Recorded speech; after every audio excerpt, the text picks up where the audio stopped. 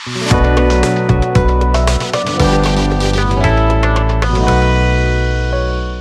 Everyone. So previous lecture में हमने electrostatic potential energy की थ्योरी एंड इम्पोर्टेंट फॉर्मूले डिस्कस कर लिए थे। सो आज हम बात करेंगे प्रैक्टिस क्वेश्चंस की। सो यहाँ पर देखिए आप ये वाला क्वेश्चन नंबर 1 देखिए, ये वाला two particles x and y of equal mass with unequal positive charges are free to move and are initially far away from each other. With y at rest, x begins to move towards it with initial velocity u. After a long time, finally x will, कौन सा option इनमें से correct होगा? सो ये question थोड़ा सा मैं आपको एक्सप्लेन कर देती हूँ। यहाँ पे हमारे पास क्या है, दो पार्टिकल है x and y of equal mass. Okay, so equal मास है हमारे पास यहाँ पे। उस सिचुएशन में हम यहाँ पर क्या करेंगे, देखिए। यहाँ पे हमारे पास ये एक पार्टिकल मान लीजिए, देखिए x हो जाता है, ठीक है, और ये दूसरा पार्टिकल आपके पास क्या हो जाता है, y हो जाता है। मास दोनों के इक्वल है, ध्यान रखिएगा। ये दोनों मास जो है, इसका मास भी m है और इसका मास भी m है आपके पास, एंड दोनों के पास पॉजिटिव चार्जेस है बट वो अनइक्वल है। Okay, they are free to move and are initially far away from each other. अगर वो दोनों एक दूसरे से बहुत ज्यादा दूर है, बहुत ज्यादा दूर है initially, with y at rest x begins to move towards it with initial velocity u। तो इनिशियली मान लीजिए दोनों इन्फिनिटी पे है। अगर दोनों इन्फिनिटी पे है तो दोनों के बीच में कोई अट्रैक्शन या रिपल्शन फोर्स नहीं लग रहा है। और उसके बाद हमने क्या किया, इस x को इनिशियल वेलोसिटी u दे के भेजा। ओके, हमने इस x को u वेलोसिटी देके भेजा और हमारे पास ये x जैसे जैसे y की तरफ ट्रेवल करेगा, इसके ऊपर क्या लगेगा, कूलम रिपल्शन लगेगा। यहाँ पर क्या लगेगा, इसके पास रिपल्शन लगेगा। सो रिपल्शन की वजह से क्या होगा, इसकी स्पीड धीरे धीरे डिक्रीज होती जाएगी जैसे जैसे ये y के नजदीक आता जाएगा, और इसकी स्पीड क्या होती जाएगी, स्लो होती जाएगी। और एक टाइम ऐसा आएगा जब ये बिल्कुल रेस्ट पे आ जाएगा। मान लीजिए y के ये यहाँ पे इतना पास में आ जाता है कि रिपल्शन इतना स्ट्रांग हो जाता है कि ये क्या आ जाएगा, रुक जाएगा। तो यहाँ पे x क्या आ जाएगा, रेस्ट पे आ जाएगा। सो x तो आपका क्या हो जाएगा, स्टॉप हो जाएगा। अब जैसे ही x स्टॉप हुआ, आपके पास क्या होने लग जाएगा, जो y है उस पे क्या करेगा, रिपल्शन फोर्स लगेगा। सो y जो है वो मूव करना शुरू करेगा, और y जब मूव करना शुरू करेगा तो उसकी जो स्पीड है वो क्या होगी, आपके पास वो u ही होना पड़ेगा, बिकॉज ये दोनों को मिला के जो सिस्टम बन रहा है उसकी टोटल एनर्जी क्या होनी चाहिए, आपके पास कंजर्व होनी चाहिए। टोटल एनर्जी हमेशा कांस्टेंट होती है।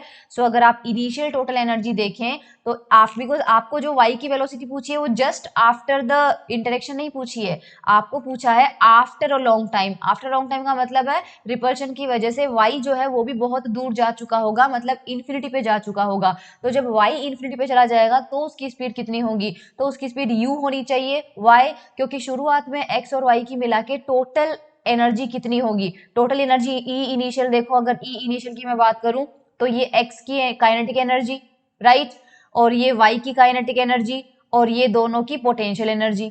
क्योंकि दोनों इन्फिनिटी पे है तो दोनों के पास total energy zero.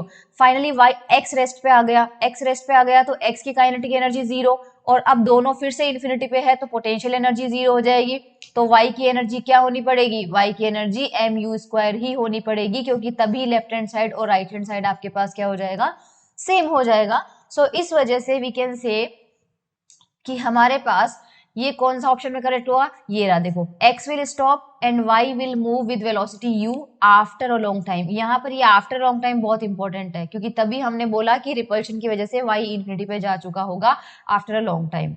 Next question देखिए आपके पास, two positively charged particle x and y are initially far away from each other and at rest x begins to move towards y with some initial velocity. The total momentum and energy of the system are p and e. अब कौन सा option correct है, ये situation में फिर से यही है हमारे पास, ये x वाला पार्टिकल हो गया, ठीक है, और ये आपके पास y हो गया, इनिशियली फार अवे है। ओके, और दोनों ही रेस्ट पे है। Now x begins to move towards y with some initial velocity। अब इसको हमने u वेलोसिटी देके भेजा। हमें कहा जा रहा है टोटल मोमेंटम और एनर्जी के बारे में। सो एनर्जी का हमेशा ध्यान रखना, एनर्जी तो यहाँ पे हमेशा कांस्टेंट रहेगी ही रहेगी। तो एनर्जी जो है वो तो आपके पास क्या रहेगा, कंजर्व रहेगा। लेकिन यहाँ पे क्या पूछा जा रहा है, टोटल मोमेंटम जो है वो उस सिस्टम का जो है वो कंजर्व होगा कि नहीं होगा। तो इसके बारे में हम क्या बोल सकते हैं, तो आप यहाँ पे इनिशियल सिचुएशन देखिए, ये इनिशियल सिचुएशन ये है, x and y are initially far away from each other and at rest. So आपके पास जो इनिशियल मोमेंटम होगा, इनिशियली तो क्या है, x भी रेस्ट पे है और y भी रेस्ट पे है, तो इनिशियल मोमेंटम तो आपके पास क्या हो जाएगा, 0। लेकिन उसके बाद x begins to move towards y with some initial velocity. So infinity से जब ये u वेलोसिटी से चलना शुरू करता है, उस वक्त भी y क्या है आपके पास, रेस्ट पे है, क्योंकि हमने ये ऊपर वाली सिचुएशन में भी देखा था। जस्ट हमने x को मूव करवा रहे हैं, x को मूव करवाएंगे तो डेफिनेटली x के पास क्या आ जाएगा, कुछ ना कुछ मोमेंटम आ जाएगा। अगर इसका मास m है और इसकी स्पीड u है तो मोमेंटम कितना आ जाएगा, इसके पास mu आ जाएगा। इसका मतलब अब आपके पास मोमेंटम क्या हो गया, चेंज हो गया। तो सिस्टम का जो मोमेंटम है वो चेंज हो गया है, कांस्टेंट नहीं रहा है, इसलिए एनर्जी तो कंजर्व होगी, लेकिन मोमेंटम आपके पास कंजर्व इसलिए नहीं होगा क्योंकि इनिशियली आपके पास दोनों रेस्ट पे थे और अब एक पार्टिकल मूव कर रहा है, दूसरा मूव नहीं कर रहा है, क्योंकि दूसरे को मोशन तब मिलेगी जब पहला उसके पास बिल्कुल चला जाएगा और खुद रेस्ट पे आ जाएगा और फिर दोनों में रिपल्शन होगा और फिर दूसरा जाएगा। सो इस सिचुएशन में हम ये कह सकते हैं कि if is y is fixed, right, if y is fixed, ये रहा y फिक्स्ड होना चाहिए, उसके लिए हमने देखा था कि y रेस्ट पे होना चाहिए, तो y is fixed then E is conserve but not P। तो इसका आंसर करेक्ट क्या हो जाएगा, बी ऑप्शन जो है वो इसका करेक्ट आंसर यहाँ पे हो जाएगा। नेक्स्ट क्वेश्चन देखिए आपका क्या है, potential energy of a system comprising of point charges is u1 when a charge small q is added in the system without disturbing the other charges, the potential energy becomes u2, the potential of the point where the charge q is placed in the system is। ये कह रहा है यहाँ पे कि आपके पास initially कोई charges का सिस्टम है और उसकी एनर्जी u1 है, फिर आपने उसी सिस्टम में कहीं पर एक चार्ज रख दिया q और उसकी वजह से उसकी एनर्जी हो गई u2। आपसे ये कहा जा रहा है कि जहां पे आपने वो बाद वाला चार्ज प्लेस किया है उस पॉइंट का पोटेंशियल कितना है। अब उस पॉइंट का जो पोटेंशियल है जहां पे प्लेस किया है वो आपके पास कितना है। सो ये वाले क्वेश्चन में देखिए क्या करेंगे, इस वाले क्वेश्चन को थोड़ा सा यहाँ पर करते हैं अपन। सो यहाँ पर आपके पास सिस्टम देखिए, ये Q1 है मान लीजिए और ये Q2 है, यानी इनिशियली हम मान लेते हैं ये हमारा सिस्टम था और इनके बीच की डिस्टेंस थी r12। तो यहाँ पर इनिशियल इलेक्ट्रोस्टैटिक एनर्जी क्या हो जाएगी इनकी, K Q1 Q2 upon r12। अब हमने सपोज यहाँ पर अननोन चार्ज प्लेस कर दिया है Q, ठीक है, Q प्लेस करना है हमें, और मान लीजिए कि वो यहाँ से कितनी डिस्टेंस पे है, r2 पे है, और यहाँ पे वो कितनी डिस्टेंस पे है, r1 पे है, करेक्ट मान लीजिए। सो अब यहाँ पर एनर्जी कितनी हो जाएगी, u2 हो जाएगी, और उसकी वैल्यू कितनी आ जाएगी, k q1 q2 upon r12 plus k q1 q upon r1 plus k q2 q upon r2, ये एनर्जी हो जाएगी। अब हमें ऑप्शंस में से कौन सा करेक्ट पूछा, हमें कहा जा रहा है कि जो Q पॉइंट है उस पर पोटेंशियल कितना होगा, मतलब potential at the position of Q, क्योंकि जो चार्ज हमने प्लेस किया है वहां पर पोटेंशियल हमें निकालना है, और हम जानते हैं इस Q की लोकेशन पे पोटेंशियल की वैल्यू किस किस की वजह से होगी, पोटेंशियल एक तो Q1 की वजह से आएगा और Q2 की वजह से आएगा। सो V की वैल्यू हो जाएगी K Q1 upon R1 plus K Q2 upon R2। अब देखिए आप U2 U1 की हेल्प से V कैसे ला सकते हो, अगर मैं U2 में से U1 को माइनस कर दूं, मेरे दिमाग में माइनस करने का सवाल क्यों आया, क्योंकि मुझे पता है कि ये टर्म और ये टर्म, क्योंकि हमारे पास U2 में 3 टर्म है और U1 में हमारे पास एक टर्म है। सो अगर आप U2 माइनस U1 करें तो देखो ये टर्म तो कैंसिल आउट हो जाएगा और सिर्फ ये दो टर्म बच जाएंगे, और इन दोनों टर्म में भी से भी कॉमन क्या आ रहा है, Q आ रहा है इसके अंदर कॉमन, राइट। सो K Q1 upon R1 plus K Q2 upon R2 और बाहर आ जाएगा आपके पास Q, ये U2 माइनस U1 निकलेगा, यहां से U2 minus U1 upon Q की वैल्यू निकालो तो वो आ रहा है K Q1 upon R1 plus K Q2 upon R2, और यही आपके पास देखो क्या है, V है, ये सेम चीज आपको किस में मिल रही है, V में मिल रही है। सो इसका मतलब इक्वेशन 1 एंड इक्वेशन 2 का राइट हैंड साइड सेम है, सो लेफ्ट हैंड साइड भी सेम होना चाहिए। So V must be equal to U2 minus U1 upon Q। So जो पोटेंशियल है वो क्या होना चाहिए, U2 minus U1 upon Q के इक्वल होना चाहिए। Let's have a look options में है क्या, यस, इसका आंसर करेक्ट होगा आपके पास option A, U2 minus U1 upon Q, ये आपके पास पोटेंशियल की जो वैल्यू है इसकी हो जाएगी। नेक्स्ट क्वेश्चन देखिए आपके पास, 3 charges capital Q, small q and small q are placed at the vertices of right angle isosceles triangle and net electrostatic energy of the configuration is 0 if capital Q is equal to. तो आपके पास ये 3 charges का configuration दे रखा है, right angle triangle है, so this will be 90। Also हमें ये वाला ट्राइंगल दे रखा है जिसकी 2 साइड्स इक्वल होती है, सो ऑब्वियसली ये साइड और ये साइड आपके पास सेम होगी। तो सपोज ये डिस्टेंस हम a मान लेते हैं, ओके a ही हमें गिवन है, तो अगर ये a गिवन है तो ये भी a है, तो पाइथागोरस थ्योरम से ये डिस्टेंस कितनी हो जाएगी, √2a हो जाएगी। नाउ हमें कहा गया है कि ये सिस्टम की पोटेंशियल एनर्जी 0 होगी अगर कैपिटल Q की value in terms of small q कितना होगा।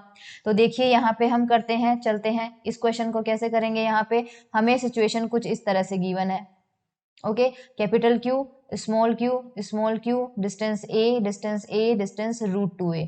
सो पोटेंशियल एनर्जी कैसे होगी दोनों की, पहले कैपिटल Q के साथ इन दोनों का इंटरेक्शन ले लो तो हमारे पास, और इन स्मॉल q और स्मॉल q का ले लो। सो कैपिटल Q के साथ दोनों स्मॉल q का लेते हैं तो एक की डिस्टेंस तो a पर है और दूसरे की डिस्टेंस √2a पर है, और दोनों स्मॉल q के डिस्टेंस हमारे पास सिंपली a है। Now this potential energy must be equal to 0, ये 0 होना चाहिए। सो देखो k कैपिटल K से कैंसिल आउट हो रहा है, स्मॉल q की एक वैल्यू सब जगह से कैंसिल आउट हो जाएगी, a आपके पास कैंसिल आउट हो रहा है, तो यहाँ बच रहा है आपके पास q, यहाँ आपके पास बच रहा है q/√2 और यहाँ पे आपके पास बच रहा है only small q।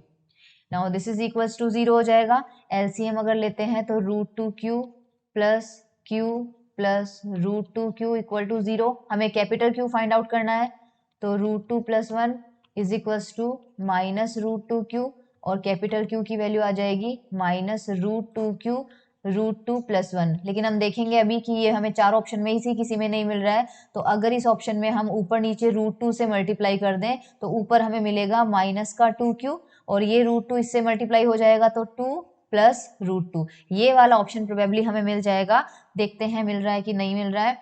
Yes, option B देख लीजिए, -2q/2 + √2 दिखा देती हूँ, ये रहा -2q/2 + √2। तो इस तरह से हमारे पास ये वाला क्वेश्चन हो जाता है, ये वाला इस तरह से हमें पोटेंशियल एनर्जी 0 करके इसकी वैल्यू हमें निकालना है। ओके ओके, नेक्स्ट क्वेश्चन देखिए, 2 fixed charges A and B of 5 microcoulomb each are separated by a distance of 6 metre.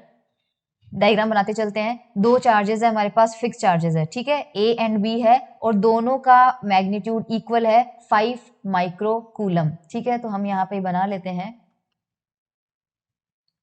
ये A पॉइंट पे है और ये B पॉइंट पे है, यहाँ पर भी Q चार्ज है, यहाँ पर भी Q चार्ज है और Q की वैल्यू हमें गिवन है 5 microcoulomb. Okay, now are separated by a distance of 6 meter। C is the midpoint of the line joining A and B। C उनका midpoint होगा, 6 मीटर की उसकी पूरी लेंथ होगी।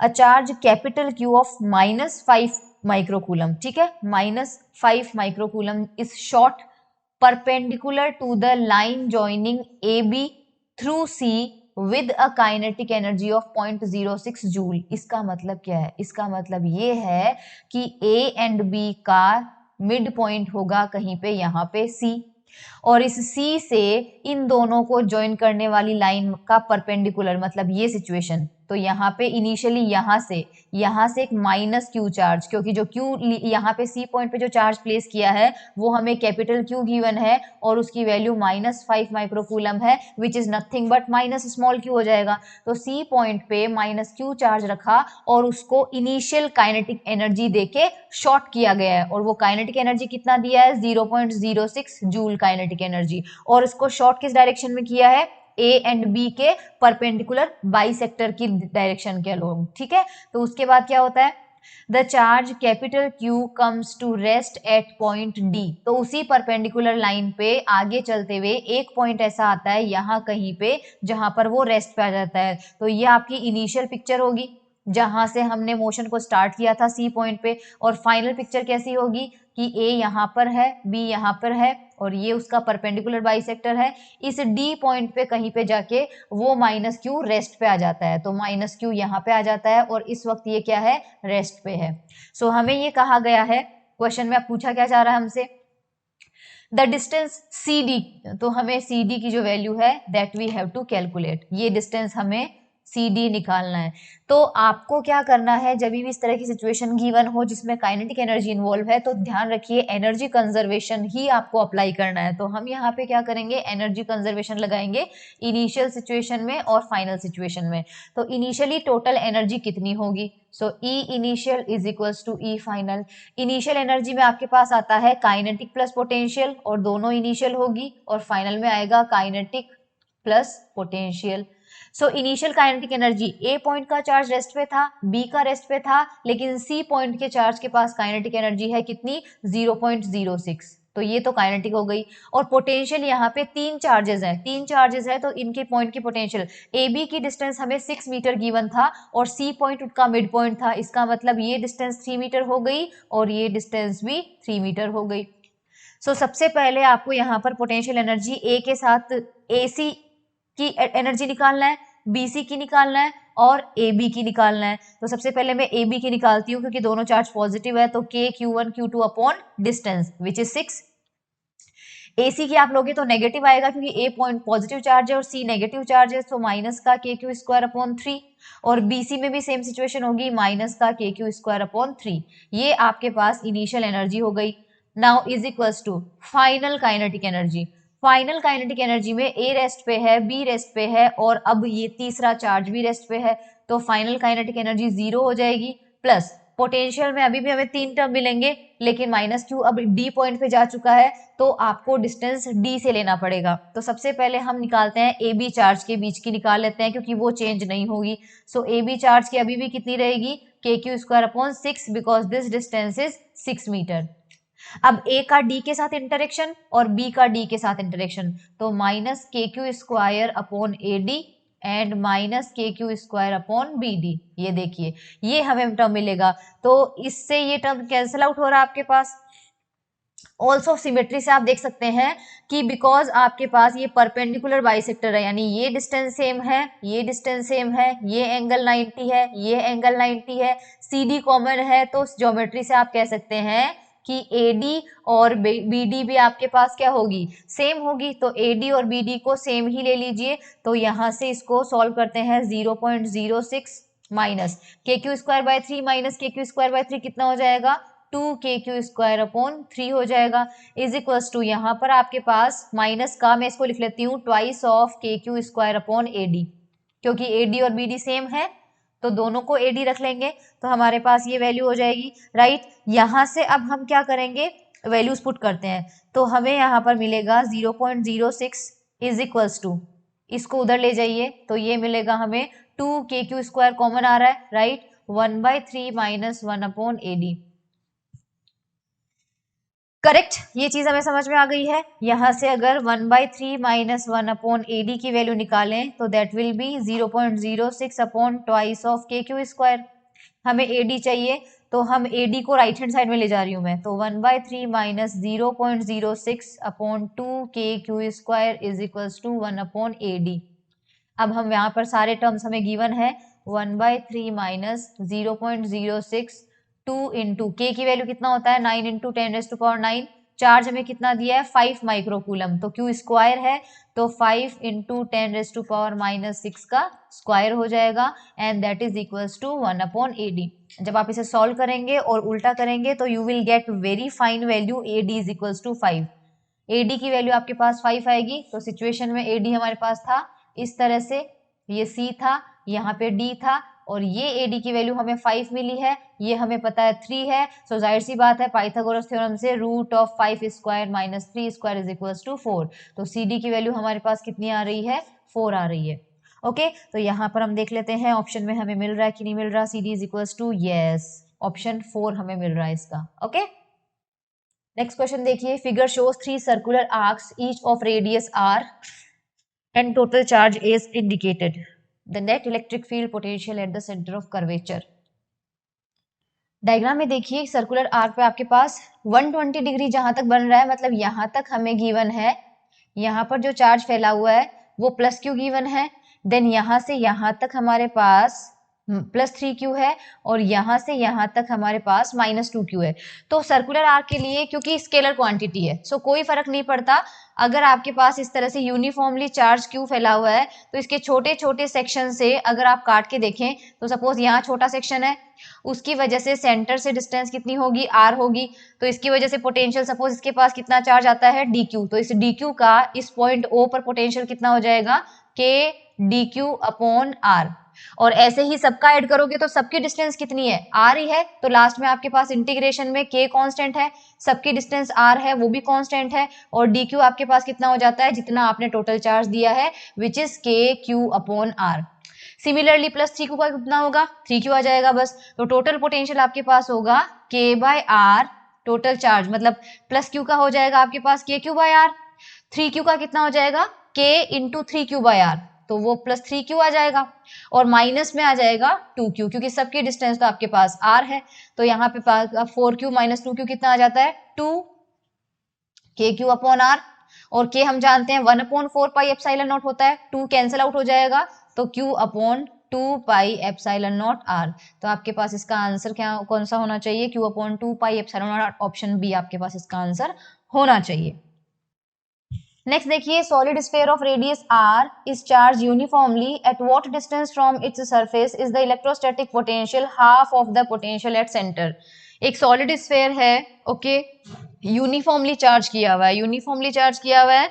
हमें कहा जा रहा है कि सरफेस कितनी distance, at what distance from surface पूछा है, सरफेस से कितनी डिस्टेंस पे पोटेंशियल की वैल्यू सेंटर वाले पोटेंशियल की हाफ हो जाएगी। सो क्वेश्चन को अच्छे से समझिए क्या कहना चाह रहा है। क्वेश्चन आपसे ये कहना चाह रहा है कि आपने ये सॉलिड स्फीयर लिया है, राइट, यहाँ पर मान लीजिए हमारे पास उसकी जो वैल्यू है सपोज सेंटर से x डिस्टेंस पे है, तो यहाँ पर पोटेंशियल की वैल्यू कितनी हो जाएगी आपके पास, Vx हो जाएगी। यहाँ पर पोटेंशियल की वैल्यू सपोज Vx है और यहाँ पर आपके पास है O पॉइंट V सेंटर।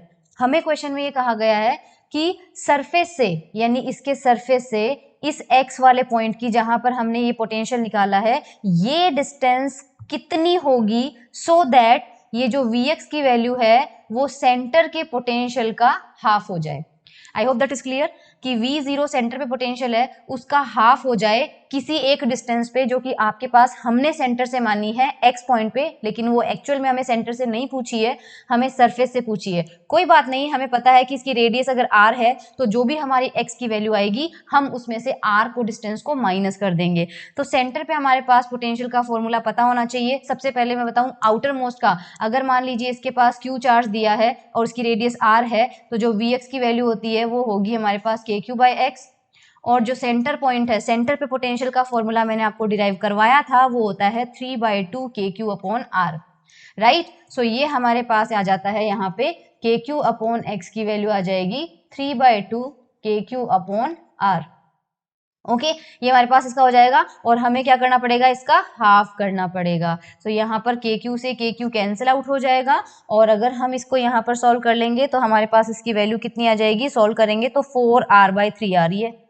ये हमारे पास x की वैल्यू आएगी। लेकिन हमें डिस्टेंस कहाँ से पूछी है, फ्रॉम द सरफेस। ये जो x हमने लिया था ये तो हमने कहाँ से लिया था, सेंटर से लिया था, हमें सरफेस से पूछा है। तो हमारी जो रिक्वायर्ड डिस्टेंस है suppose that is x prime, वो हमें क्या करना पड़ेगा, 4r/3 में से r को माइनस करना पड़ेगा। तो 4r/3 में से r को माइनस करेंगे तो आंसर कितना आ जाएगा, r/3। तो सरफेस से ये डिस्टेंस कितनी होनी चाहिए, r/3 होनी चाहिए। Let's have a look, option में है क्या r/3, यस, सी ऑप्शन में हमारे पास कितना मिल रहा है, r/3 यहाँ पे मिल रहा है। नेक्स्ट क्वेश्चन देखिए, when a negative charge is released and moves in electric field, it moves toward a position of। Conceptual question है, आपको बताया था पोटेंशियल के बारे में। कह रहे हैं कि इलेक्ट्रिक फील्ड में किसी अगर नेगेटिवली चार्ज पार्टिकल जैसे कि इलेक्ट्रॉन होता है उसको रिलीज कर दिया जाए तो किधर जाएगा ये। तो मान लीजिए देखिए हमारे पास इलेक्ट्रिक फील्ड इस डायरेक्शन में है, ठीक है। यहाँ पर कोई दो पॉइंट ले लेते हैं, ए पॉइंट ये हो जाएगा एंड बी पॉइंट ये हो जाएगा। जैसे ही किसी इलेक्ट्रॉन को रिलीज करेंगे तो वो कहाँ जाएगा, इलेक्ट्रिक फील्ड के अगेंस्ट जाता है। हमें पता है नेगेटिव चार्ज इलेक्ट्रिक फील्ड की डायरेक्शन में नहीं जाता है, उसके ऑपोजिट डायरेक्शन में आपके पास जाता है। सो इसका मतलब क्या हो जाएगा, देखिए। सो यहाँ पे हमारे पास एक इलेक्ट्रॉन इधर हमने लिया है इलेक्ट्रिक फील्ड, और यहाँ पर हमने लिया है ए पॉइंट, यहाँ पर हमने लिया है वी पॉइंट। सपोज यहाँ पर पोटेंशियल है वीबी और यहाँ पर पोटेंशियल है वीए। मैंने आपको प्रीवियस लेक्चर में बताया था कि इलेक्ट्रिक फील्ड की डायरेक्शन में पोटेंशियल हमेशा डिक्रीज होता है और इसका रीजन भी मैंने आपको बताया था। इसका मतलब ए से बी की डायरेक्शन में इलेक्ट्रिक फील्ड है तो पोटेंशियल डिक्रीज होना चाहिए। जैसे जैसे आप ए से बी में जाओगे तो V A must be greater than V B, क्योंकि जैसे ही आप बी तक पहुंचोगे आप इलेक्ट्रिक फील्ड की डायरेक्शन में जा रहे हो तो पोटेंशियल क्या हो जाएगा, डिक्रीज हो जाएगा। लेकिन अगर मैं यहाँ पर इलेक्ट्रॉन को रिलीज करूं तो इलेक्ट्रॉन कहाँ जाएगा, पीछे जाएगा। यानी अगर बी पॉइंट पे किसी इलेक्ट्रॉन को रिलीज करोगे तो वो बी से आगे नहीं बल्कि ए की तरफ जाएगा। सो इलेक्ट्रॉन जो है वो कौन सी डायरेक्शन में मूव कर रहा है, moves from B to A. इसका मतलब move from VB to VA, और वीए आपका है हायर वीए आपका है लोअर पोटेंशियल पे। ये आपका क्या है, लोअर पोटेंशियल, और ये आपका क्या है, हायर पोटेंशियल। तो जो इलेक्ट्रॉन है वो लोअर पोटेंशियल से हायर पोटेंशियल की तरफ जा रहा है। इलेक्ट्रॉन जो है वो लोअर पोटेंशियल से हायर पोटेंशियल की तरफ जा रहा है। तो ऑप्शन में देख लेते हैं, लोअर इलेक्ट्रिक पोटेंशियल से हायर इलेक्ट्रिक पोटेंशियल की तरफ आपका जो इलेक्ट्रॉन है वो जा रहा है। सो टुवर्ड्स हायर इलेक्ट्रिक पोटेंशियल। तो अब हमारे पास देखो वो लोअर की तरफ तो जा ही नहीं रहा है ना, वो तो बी से ए में जा रहा है और ए हायर पे है। हायर पे इसका मतलब सी और डी में से एक होगा, तो ए तो बिल्कुल भी नहीं होगा, बी आपके पास बिल्कुल भी नहीं होगा क्योंकि दोनों लोअर इलेक्ट्रिक पोटेंशियल की है। हमारे पास सी और डी में से होगा। सो ये तो हमें समझ में आ गया कि जब वो बी से ए में जाएगा तो it is moving towards a position of higher potential. लेकिन पोटेंशियल एनर्जी निकालना है कि पोटेंशियल एनर्जी की सिचुएशन क्या होगी। तो जब आपको पता है कि पोटेंशियल एनर्जी का, मैंने बताया था पोटेंशियल एनर्जी का फॉर्मूला Q इंटू वी होता है, राइट, Q इंटू वी होता है। सो हमारा इलेक्ट्रॉन कितना है, माइनस ई है, राइट। तो जब वो ए पे होगा और जब वो बी पे होगा तो यहाँ पर उसकी पोटेंशियल एनर्जी कितनी होगी, पोटेंशियल एनर्जी वी हो जाएगी, माइनस ई उसका चार्ज है और पोटेंशियल यहाँ का है ये। यहाँ पर उसकी पोटेंशियल एनर्जी कितनी होगी, minus E into V A. अब हमें पता है कि वी ए की वैल्यू है वी बी से ज्यादा, दोनों साइड में ई से मल्टीप्लाई करो तो E V A is greater than E V B, और दोनों साइड में नेगेटिव साइन से मल्टीप्लाई करते हैं। हमें पता है कि नेगेटिव साइन से मल्टीप्लाई करते हैं तो ये जो बीच का साइन है ये उलट जाता है। सो अगर मैं नेगेटिव साइन से मल्टीप्लाई करूंगी तो ये लेस देन हो जाएगा और यहाँ पर हो जाएगा आपका VB। तो अब हमारे पास जब इलेक्ट्रॉन B से A की तरफ जाएगा तो B पे उसकी पोटेंशियल एनर्जी क्या है, B पे उसकी पोटेंशियल एनर्जी ज्यादा है, देख सकते हैं आप, और ये पोटेंशियल एनर्जी उसकी कम है। ये पोटेंशियल एनर्जी है ए पॉइंट पे, this is less than potential energy at B point. तो इसका मतलब वो बी से ए पे गया और बी से ए पे जाने पे उसकी पोटेंशियल एनर्जी डिक्रीज हो गई। तो पोटेंशियल एनर्जी क्या है, लोअर हो गई है, कम हो गई है। सो हायर तो इलेक्ट्रिक पोटेंशियल होगा एंड लोअर पोटेंशियल एनर्जी होगा, लोअर पोटेंशियल एनर्जी की तरफ चला गया है वो। तो हमारे पास यहाँ पे क्या हो जाएगा, सी ऑप्शन इसका करेक्ट आंसर हो जाएगा। अब ये क्वेश्चन देखिए सेम वैसा ही है, बस पॉजिटिव चार्ज ले लिया है। तो positively charged particle is release from rest in uniform electric field, the electric potential energy पूछा है, पोटेंशियल एनर्जी पूछा है। तो सेम सिचुएशन है, देखो सपोज ये इलेक्ट्रिक फील्ड की डायरेक्शन है, यहाँ पर ए पॉइंट है हमारा, यहाँ पे बी पॉइंट है, और हम यहाँ से प्लस क्यू चार्ज को रिलीज करते हैं, पॉजिटिव चार्ज है तो जाहिर सी बात है वो इलेक्ट्रिक फील्ड की डायरेक्शन में जाएगा, यानी वो चार्ज किधर जाएगा, ए टू बी में जाएगा। यहाँ उसकी पोटेंशियल एनर्जी कितनी है, QVA, यहाँ उसकी पोटेंशियल एनर्जी कितनी है, QVB, और अभी अभी हमने देखा कि VA ग्रेटर देन VB होता है तो QVA will be greater then QVB होगा। सो पोटेंशियल एनर्जी उसकी ए पॉइंट पे ज्यादा थी और बी पॉइंट पे घट गई और वो ए से बी की तरफ गया है, यानी कि वो हायर पोटेंशियल एनर्जी से, potential energy at A is greater than potential energy at B, और बिकॉज वो ए से बी की डायरेक्शन में गया है तो वो हायर पोटेंशियल एनर्जी से लोअर पोटेंशियल एनर्जी की तरफ गया है, यानी कि उसकी पोटेंशियल एनर्जी डिक्रीज हुई है। तो potential energy decreases because the charge moves along the electric field, वो इलेक्ट्रिक फील्ड की डायरेक्शन में मूव करता है और इसकी वजह से उसकी पोटेंशियल एनर्जी डिक्रीज हो जाती है। ए ऑप्शन में बोल रहा है रिमेन्स कांस्टेंट, जो हो नहीं सकता, बी ऑप्शन बोल रहा है इंक्रीजेस, जो हो नहीं सकता, डी बोल रहा है decreases because the charge moves opposite to electric field. नहीं, डिक्रीजेस तो सही है लेकिन ऑपोजिट टू इलेक्ट्रिक फील्ड वाला पोर्शन गलत बोल रहा है, क्योंकि वो इलेक्ट्रिक फील्ड के ऑपोजिट नहीं जा रहा है, वो उसकी डायरेक्शन में जा रहा है।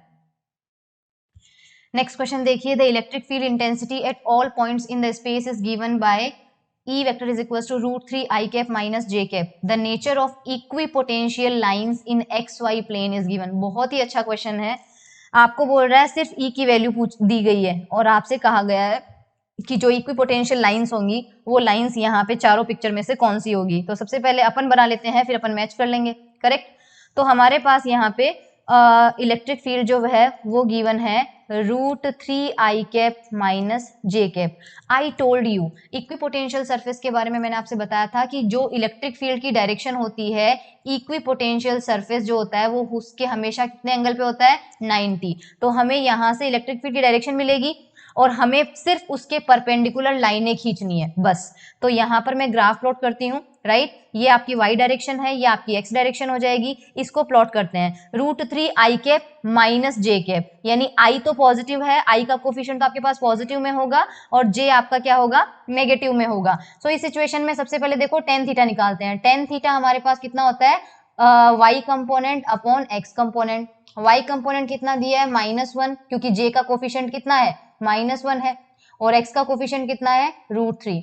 तो ये आ जाएगा आपका √3, और हम जानते हैं ये कितना हो जाता है, 30 डिग्री। 1/√3 आपके पास कितना हो जाता है, 30, लेकिन नेगेटिव है तो हमें क्या लेना पड़ेगा, -30। अब देखो, अगर मान लीजिए +30 आता तो हम 30 डिग्री ऐसे बनाते और एरो हमारा ऐसा होता, लेकिन स्लोप डिक्रीजिंग है, tan थीटा की वैल्यू नेगेटिव आ रही है, तो ये पॉजिटिव स्लोप का ग्राफ होता है, ये पॉजिटिव स्लोप होता है। नेगेटिव स्लोप हमेशा कैसा बनाते हैं, ऐसा बनाते हैं। तो आपको 30 डिग्री बनाना है, लेकिन आपके ई की जो डायरेक्शन है वो इस तरह से होनी चाहिए। ओके, तो हमारे पास इलेक्ट्रिक फील्ड की डायरेक्शन तो ये है और यहाँ पे कितना है, 30 डिग्री। सो हमें इस लाइन के परपेंडिकुलर लाइन बनानी है। ये 30 डिग्री है, इसके परपेंडिकुलर लाइन ड्रॉ कीजिए। तो एक मिनट, जस्ट अ मिनट। हमारे पास ये लाइन है, तो मैं आपसे पूछूं कि ये 30 डिग्री है तो इसके परपेंडिकुलर लाइन ड्रॉ करो, तो आप मुझे बोलोगे कि ये लो, ये लो, ये जो लाइन है और ये लो, 90 बन गया, हो गई परपेंडिकुलर लाइन। करेक्ट। तो ये आपकी होगी इक्वी पोटेंशियल लाइन, क्योंकि ये इलेक्ट्रिक फील्ड के बिल्कुल 90 पे है। सो अगर ये 30 है, ये 90 है, तो ये एंगल एक्स एक्सिस के साथ कितना एंगल बनाना चाहिए, यानी जो इक्विपोटेंशियल लाइन है वो एक्स एक्सिस के साथ कितना एंगल बना रही है, 60। तो हमें यहाँ पर, मैं अब इसकी पिक्चर प्लॉट करती हूँ। करेक्ट। तो अगर मैं यहाँ पर आपके पास चारों क्वाड्रेंट बनाती हूँ तो मुझे क्या करना है, इक्विपोटेंशियल लाइनें मेरी क्या होगी, इस तरह से होगी, इस तरह से बनेगी। तो आप यहाँ से इस तरह से बना दीजिए, ये लाइन है और इसी के पैरेलल लाइनें बनानी है, क्योंकि हमें पता है कि इक्विपोटेंशियल लाइनें हमेशा क्या होती है, पैरेलल होती है, वो एक दूसरे को नहीं काटती है। तो लाइनें आपको इस तरह से बनानी है और साथ साथ में इन लाइनों का जो एंगल होगा एक्स एक्सिस के साथ वो कितना होगा, 60 डिग्री पे। तो लास्ट में अगर मैं आपसे बोलूं ये जो लाइन है इसका एक्स एक्सिस के साथ कितना एंगल होगा, 60। सभी लाइनें पैरेलल है तो सबका ही आपके पास क्या होगा, 60 डिग्री होगा। तो शेप तो हमारे पास कुछ ऐसा होगा। ऑल्सो इलेक्ट्रिक फील्ड की जो डायरेक्शन है वो थोड़ा सा फिर से हमें देखना पड़ेगा। ओके, ये एरो मैंने उल्टा बना दिया, ये नीचे आएगा। इसका रीजन है, नीचे क्यों आएगा, देखो इलेक्ट्रिक फील्ड आपके पास कैसा दिया है, इलेक्ट्रिक फील्ड में एक्स कंपोनेंट आपका पॉजिटिव में दे रखा है और वाई कंपोनेंट आपका नेगेटिव में है, वाई नेगेटिव में है। तो नेगेटिव का एरो मतलब ये वाई तो आपका नेगेटिव में हो जाएगा और ये एक्स आपका पॉजिटिव में हो जाएगा। तो जब कोई एक एरो इधर जा रहा है, एक एरो उधर जा रहा है, तो उसका रिजल्टेंट किधर आता है, नीचे की तरफ आता है। तो इलेक्ट्रिक फील्ड आपकी इस तरह से थी और उसके परपेंडिकुलर हमने ये इक्विपोटेंशियल की लाइन जो है वो ड्रॉ करी थी। ठीक है, इलेक्ट्रिक फील्ड आपका नीचे की डायरेक्शन में आएगा। इसका ये मतलब है कि ये जो मैंने लाइनें बनाई है वो तो आपके पास हो गई इक्विपोटेंशियल। अब मैं इलेक्ट्रिक फील्ड की डायरेक्शन बना रही हूँ। ओके, तो इलेक्ट्रिक फील्ड की डायरेक्शन जैसा हमने अभी अभी देखा, इलेक्ट्रिक फील्ड इधर है और अगर इलेक्ट्रिक फील्ड इधर है तो आपको पता है कि इलेक्ट्रिक फील्ड की डायरेक्शन में पोटेंशियल हमेशा डिक्रीज होना चाहिए। इसका मतलब ये पॉइंट अगर हाई पोटेंशियल पे है तो इधर आपका क्या आना चाहिए, लो पोटेंशियल आना चाहिए, क्योंकि इलेक्ट्रिक फील्ड की डायरेक्शन में जब हम जाते हैं तो पोटेंशियल जो है वो डिक्रीज होता है। तो हाई पीछे रह जाएगा और लो जो है वो आगे हो जाएगा। अब ये पिक्चर कौन से ऑप्शन में दिख रही है, जिसमें इधर हाई हो, इधर लो हो और एंगल 60 डिग्री का हो। ऑप्शन ए में देखो, हाई तो सही है, लो भी सही है, बट एंगल 30 है, तो ये नहीं हो सकता। इसमें इसने लो पोटेंशियल कर दिया तो ये लो पोटेंशियल गलत हो गया।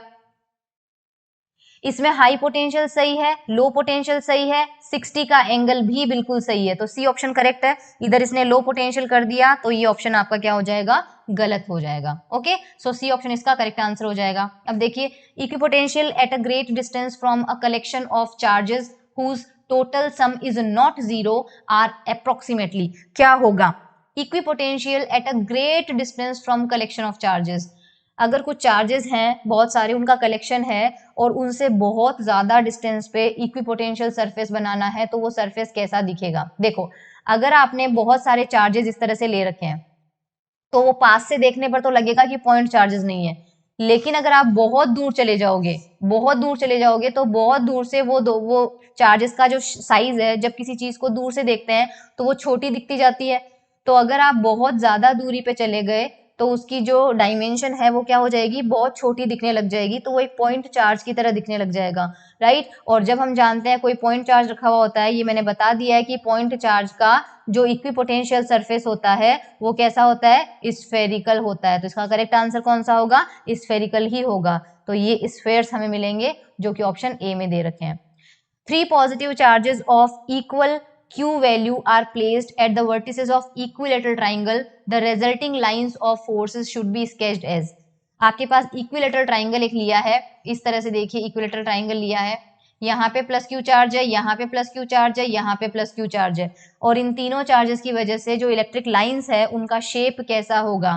तो सबसे पहले लाइंस की प्रॉपर्टीज याद कीजिए जो मैंने आपको बताई थी कि लाइन हमेशा प्लस क्यू से दूर जाती है और माइनस क्यू के ऊपर जाके मिलती है। तो यहाँ पर ए डायग्राम गलत है, क्योंकि देखो, इस सपोज ये प्लस क्यू चार्ज है तो यहाँ से तो प्लस क्यू निकल रही है, लेकिन ये लाइन आगे जाके इस चार्ज के ऊपर मिल रही है, राइट। इसका मतलब ये चार्ज कैसा होना चाहिए, नेगेटिव होना चाहिए, जबकि हमें 3 पॉजिटिव चार्ज दे रखे हैं। तो ए ऑप्शन इसलिए नहीं हो सकता क्योंकि पॉजिटिव से निकल के पॉजिटिव पे ही जाके मिल रही है, विच इज नॉट पॉसिबल। ठीक है, बी आपके पास क्या है, बी के अंदर सारी लाइनें चार्जेस से दूर जा रही है, जो कि अच्छी बात है, लेकिन सेंटर पे आपको एक सर्कल दिख रहा है, तो सेंटर वाली जो लाइन है वो क्लोज लूप बना रही है। और एक प्रॉपर्टी मैंने आपको बताई थी कि इलेक्ट्रिक फील्ड की लाइंस कभी भी क्लोज लूप नहीं बनाएगी, तो बिकॉज इसके अंदर क्लोज लूप बन रहा है तो ये ऑप्शन इनकरेक्ट है। डी ऑप्शन में भी आप देख सकते हैं क्लोज लूप बन रहा है, तो ये ऑप्शन भी इनकरेक्टेड है। सी ऑप्शन में देखिए, आपके पास सारी लाइनें जो है वो चार्जेस से दूर जा रही है और इलेक्ट्रिक लाइंस की सारी प्रॉपर्टीज जो है वो सेटिस्फाई हो रही है, तो इसका सी ऑप्शन जो है that will be correct.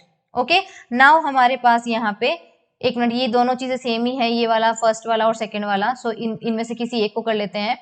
Okay, I am leaving this question for you, ये क्वेश्चन आप ट्राई कीजिए, ये वाला क्वेश्चन आप ट्राई कीजिए, सेम टू सेम जैसा सेकंड वाला है मैं बता देती हूँ, ये एक मैं बताती हूँ आपको। ओके, इसे नोट डाउन कीजिए and try to do this question on your own. नहीं होता है then I will tell you, या फिर अगले लेक्चर में, अभी के लिए आप इसे कीजिए, कल नेक्स्ट लेक्चर में मैं इसको एक I am giving you this question as a homework, next question में मैं इसको डिस्कस कर लूंगी। यहाँ पर देखिए, from a point if we move in a direction of theta measured with positive x axis, the potential gradient is given as dv upon dr is equal to 2 cos theta, find the direction and magnitude of electric field at that point. कह रहा है कि potential की gradient आपको दी हुई है और electric field आपको निकालना है। ओके, सो आपको पोटेंशियल की वैल्यू यहाँ पर कितना दिया है, पोटेंशियल की वैल्यू हमें गिवन है gradient of v, gradient of v हमें गिवन है dv बाई dr। मैंने आपसे बताया था E is equals to minus del V होता है, और ये डेल वी क्या होता है, ग्रेडियंट ऑफ वी आर। तो E की वैल्यू आपके पास कितनी होती है, माइनस का dv बाई dr, और इसका मतलब dv बाई dr की वैल्यू हमें क्वेश्चन में कितना गिवन है, 2 cos थीटा, तो E की वैल्यू कितनी हो जाएगी, माइनस 2 cos थीटा। और हम जानते हैं कि x डायरेक्शन और y डायरेक्शन में अगर कोई वेक्टर इधर आता है, क्योंकि ये देखा आपको r के रेस्पेक्ट में दे रखा है, और अगर ये डिस्टेंस r है तो x एक्सिस से इसका एंगल थीटा हमें गिवन है, तो इधर कौन सा कंपोनेंट आएगा, cos थीटा आएगा, और इधर कौन सा आएगा आपके पास, sin थीटा। तो ये जो cos थीटा वैल्यू है ये सिर्फ डायरेक्शन बताता है, और वो डायरेक्शन कितनी है, x, तो इसका मैग्नीट्यूड कितना हो जाएगा, ये -2 हो जाएगा। और आपके पास cos थीटा की जगह क्या लिखना है आपको, डायरेक्शन फॉर x, और x डायरेक्शन कौन सी होती है आपके पास, आई कैप। सो ई की वैल्यू आपके पास आ जाएगी माइनस का 2 आई कैप, तो आंसर हो जाएगा आपका बी। ये देखिए, a uniform electric field having strength E existing in xy plane as shown in figure, find the PD. PD का मतलब है potential difference between origin and A. हमें ओ और ए के बीच में पॉइंट पोटेंशियल डिफरेंस निकालना है, मतलब वीओ माइनस वीए, और दोनों के कोऑर्डिनेट हमारे पास है 0 0 0 डी डी 0, और इलेक्ट्रिक फील्ड आपको सामने दे ही रखी है, करेक्ट। तो हमारे पास इस सिचुएशन में क्या आंसर होगा, तो चलिए निकालते हैं इस केस के अंदर। हम जानते हैं कि वीओ मैंने पोटेंशियल डिफरेंस की आपको वैल्यू फॉर्मूला बताया है, वीओ माइनस वीए कितना होगा, minus A to O E dot D R, because आपको एक्स वाई में गिवन है। जब एक्स वाई में गिवन होता है तो हमारे पास आर वैल्यू को हम क्या लिखते हैं, r can be written as x i cap plus y j cap. तो डी आर हमारे पास कितना हो जाएगा, d x i cap plus d y j cap. तो यहां से हमारे पास ये वैल्यू आ जाएगी। अब ये देखो ई की वैल्यू क्या लिखेंगे, इलेक्ट्रिक फील्ड भी आपको कितना दे रखा है, पिक्चर में देखिए, ये देखिए इलेक्ट्रिक फील्ड भी आपको कुछ इस तरह से दे रखा है, इलेक्ट्रिक फील्ड, ये इलेक्ट्रिक फील्ड हो जाएगी, और ये आपको थीटा एंगल पे दे रखा है। तो इधर कौन सा कंपोनेंट आएगा, ई कॉस थीटा, और इधर कौन सा कंपोनेंट आएगा, ई साइन थीटा। और जिस डायरेक्शन में हमें पोटेंशियल डिफरेंस निकालना है वो लाइन भी ओ से ए तक जा रही है, तो ओ से ए तक वाली लाइन भी थीटा एंगल पे ही जा रही है। तो इसमें हमें कुछ भी टेंशन लेने वाली बात नहीं है, यही डायरेक्शन ई की है। तो इलेक्ट्रिक फील्ड के जो दो कंपोनेंट होंगे वो कौन कौन से होंगे, ई कॉस थीटा होगा आई कैप डायरेक्शन में, प्लस ई साइन थीटा आपका होगा जे कैप डायरेक्शन में, डॉट डी आर वेक्टर अभी अभी देखा, आई कैप डी एक्स प्लस जे कैप डी वाई। सो यहाँ पे हमारे पास क्या हो जाएगा, नेगेटिव में रहने दीजिए, और E cos theta d x minus E sine theta d y, ये हमारे पास हो जाएगा। ठीक है, अब ई कॉस थीटा आपके पास क्या है, कॉमन रहेगा क्योंकि थीटा चेंज नहीं हो रहा है पूरी फील्ड के अंदर, और लिमिट आपके पास ए से ओ तक जानी है, ए से लेके ओ तक की आपके पास इसकी लिमिट जानी है। सो ए पॉइंट के जो कोऑर्डिनेट है वो कितने हैं, डी कॉमा 0, और इसके हैं 0 0 0। सिमिलरली इसके हैं डी डी 0, और इसका हो जाएगा 0 0 0। जेड में तो इंटीग्रेशन है ही नहीं, तो जेड कोऑर्डिनेट से कोई लेना देना नहीं है। एक्स कोऑर्डिनेट आपके पास, ये इंटीग्रेशन एक्स पे हो रहा है, तो आपके पास यहाँ पे एक्स कोऑर्डिनेट जो है नीचे देखिए डी होता है और ऊपर 0, फर्स्ट कोऑर्डिनेट जो होता है वो एक्स को रिप्रेजेंट करता है, नेगेटिव साइन है आपके। इसी तरह से माइनस का ई साइन थीटा, वाई की लिमिट भी आपके पास डी से 0 जा रही है, और ये हो जाएगा डी वाई। तो माइनस का ई कॉस थीटा, ये 0 माइनस डी, डी एक्स का इंटीग्रेशन कितना होता है, एक्स होता है, और लिमिट डी से 0 जा रही है, तो 0 माइनस डी मतलब माइनस डी। सिमिलरली ये हो जाएगा माइनस ई साइन थीटा, और ये हो जाएगा माइनस डी। तो दोनों में से आपके पास यहाँ पर ये भी प्लस हो जाएगा, ये भी प्लस हो जाएगा, ई डी कॉमन आ रहा है, and cos theta plus sine theta. तो ये आपके पास कौन सा ऑप्शन हो रहा है, ये देखिए option A, E D cos theta plus sine theta. Next question देखिए,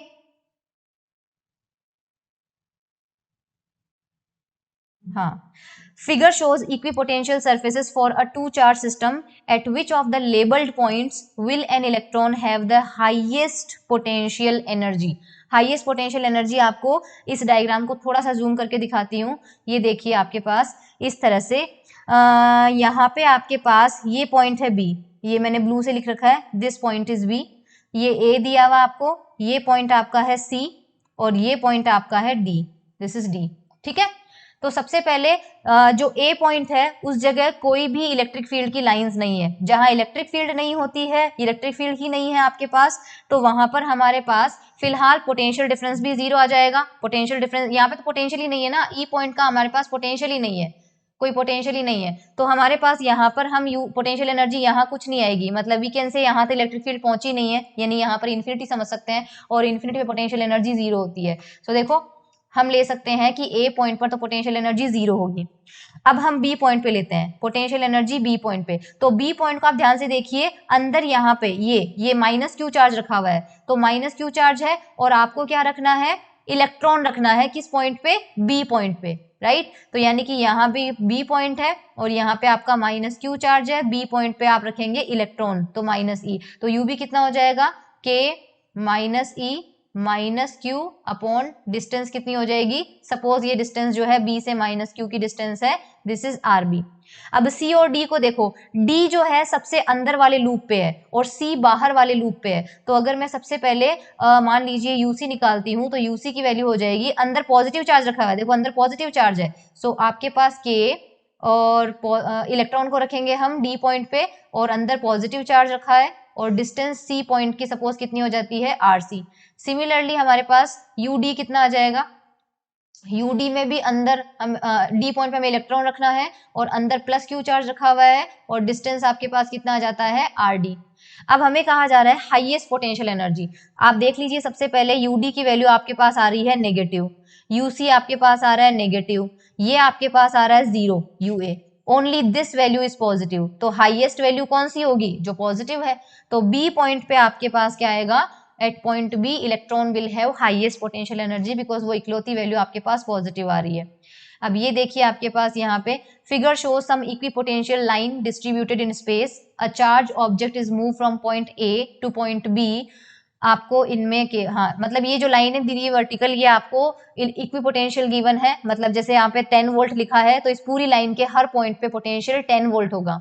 हमें कहा जा रहा है चार ऑप्शंस में से, ये देखिए work done in figure 1 is the greatest, work done in figure 2 is the least, work done is same. So हमें पता है जो वर्क डन होता है वो एक्चुअल में क्या होता है, वो पोटेंशियल डिफरेंस पे डिपेंड करता है, वीबी माइनस वीए। तो चार्ज अगर आपका ए पॉइंट से बी पॉइंट पे जा रहा है तो इन दोनों का पोटेंशियल, ए का पोटेंशियल कितना है मैटर नहीं करता, बी का पोटेंशियल कितना है मैटर नहीं करता, दोनों पोटेंशियल का जो डिफरेंस होता है वो डिफरेंस कितना है वो हमें जानना है। सो फर्स्ट फिगर में देखिए ए से बी तक की मतलब ये वाली लाइन, अब ए कितना आपका 20 वोल्ट पे है, बी कितना आपका 40 वोल्ट पे है, तो दोनों का जो डिफरेंस आया, डिफरेंस कितना आया 20 वोल्ट का। सेकंड पिक्चर में देखिए ए से बी यहाँ है, ए पॉइंट वाली लाइन कितनी है आपको, ए पॉइंट वाली लाइन, सॉरी ये मैंने गलत बना दिया, हाँ ए से, ये एक्चुअली इन्होंने लाइन गलत ड्रॉ करी है, सॉरी लाइन ड्रॉ ही नहीं करी है इन्होंने, यहाँ पे आपके पास हाँ ये जो डॉट है, ये डॉट आपका जा रहा है 20 वोल्ट पे, ये देखिए ये 20 वोल्ट पे है, जो फर्स्ट डॉट है वो कनेक्ट हो रहा है यहाँ से और ये 20 वोल्ट पे है, लास्ट डॉट आपका कनेक्ट हो रहा है ये देखिए 40 पे है, तो यहाँ पर भी 40 माइनस 20 कितना डिफरेंस आ रहा है 20 वोल्ट का। सी में देखो ये ए वाली लाइन है तो ए से स्टार्ट कर रहा है और ये कहाँ पे आ रही है 20 वोल्ट पे आ रही है, बी आपके पास कहाँ जा रहा है 40 वोल्ट पे जा रहा है, तो ये डिफरेंस भी कितना आ रहा है 20 का, बिकॉज तीनों में आपके पास पोटेंशियल डिफरेंस सेम है तो वर्क डन भी क्या होगा, तीनों फिगर में सेम होगा। Okay, probably this is the last question. Yes, consider the following conclusion regarding the components of electric field at a certain point in space is given by Ex, Ey, Ez। हमें बस ये बताना है कि ये जो lines है हमारे पास, द फील्ड इज कंजर्वेटिव या फिर कंजर्वेटिव है या नॉन कंजर्वेटिव है, स्ट्रेट लाइन बनेगी या सर्कल बनेगा। सो Ex की वैल्यू माइनस के वाई और Ex आपके पास है, Ey है kx। तो ये देख लेते हैं कैसे करना इस टाइप के क्वेश्चन को, क्योंकि मैंने कंजर्वेटिव वाला आपको बताया नहीं।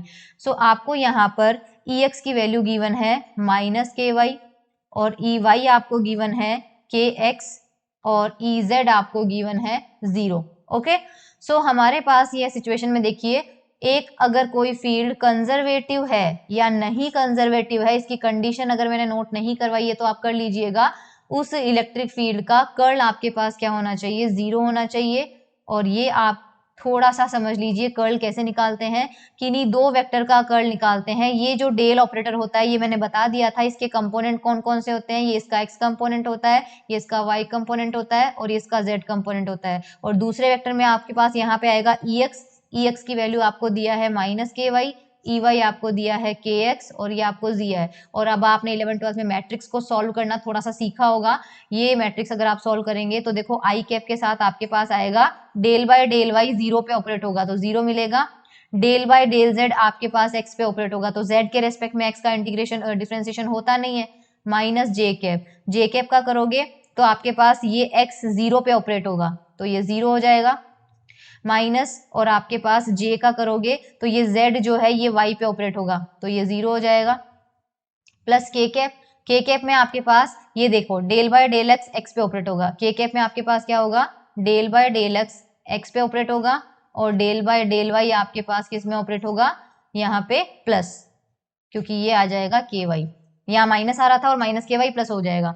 सो आपके पास के कैप में क्या आ रहा है, एक्स के रेस्पेक्ट में के प्लस वाई के रेस्पेक्ट में के। तो यस आपके पास ये कंपोनेंट जीरो आया है, ये जीरो आया है, लेकिन ये वैल्यू नॉन जीरो आ गई। तो इसका मतलब जिस भी वेक्टर का ये डेल क्रॉस वाला जो नॉट इक्वल टू जीरो होता है वो नॉट कंजर्वेटिव हो। ध्यान रखना, कंजर्वेटिव होने के लिए ये जीरो होना पड़ेगा, हमें ये जीरो नहीं मिला है तो ये हमारा नॉट कंजर्वेटिव होगा। अब लाइंस कैसी आएगी, तो अगर मैं ई वेक्टर देखूं, सॉरी ई एक्स की वैल्यू देखूं, एक्स और वाई में ग्राफ कैसा बनेगा, तो ई एक्स हमारे पास ये है राइट, और ई वाई हमारे पास है के एक्स। सो यहाँ पे ई जेड तो जीरो हो जाता है तो उसको भूल जाओ। इस दोनों इक्वेशन का स्क्वायर करके ऐड करो तो लेफ्ट हैंड साइड में क्या मिलेगा, E x square plus E y square, और राइट हैंड साइड में आपके पास यहाँ पर क्या जा रहा है, या फिर इस तरह से देख लीजिए आप, जस्ट अ मिनट। हाँ, ये आपके पास इलेक्ट्रिक फील्ड जो है उसमें आई कैप में आपके पास एक्स कंपोनेंट है राइट, जे कैप में आपके पास वाई कंपोनेंट है। इलेक्ट्रिक फील्ड का स्क्वायर करके देखिए, मैग्नीट्यूड आपके पास कितना होता है, E x square plus E y square. तो यहाँ से आपको ई स्क्वायर की वैल्यू क्या मिल रही है, E x square plus E y square. I hope आपको ये मिल रही है। और हम ध्यान से देखें, जो ई एक्स की वैल्यू है वो हमारे पास कितना है, के वाई है। सो के स्क्वायर वाई स्क्वायर, ये हो जाएगा के स्क्वायर एक्स स्क्वायर।